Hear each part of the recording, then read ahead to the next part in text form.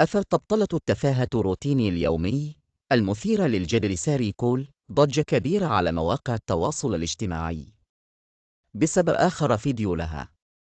وشاركت ساري كول عبر خاصية الستوري مع متابعيها بصفحتها الشخصية على موقع تبادل الصور والفيديوهات انستغرام مقطع فيديو تتحدث فيه إعجاب الشباب بشكل جسمها الجديد. وقالت: ودبا جينا نهضر على واحد الحاجة مهمة بزاف، بيت ولا كرهت لطاي الجميلة والمهمة هي هدي الرجل المغربي أختي كبغي المؤهلات الجسمية عندك. وتبعت قائل: سمحوا ليا ولكن راهو كيبيو لطاي حوتغن بحادي لي عرفت هد الهضرة غتفقص بزاف منكم ولكن هذا هو الواقع. وتناولت صفحة على الانستغرام فيديو ساري كول بشكل كبير معربين عن غضبهم الشديد منها، خاصة وأنها تروج لأفكار مغلوط.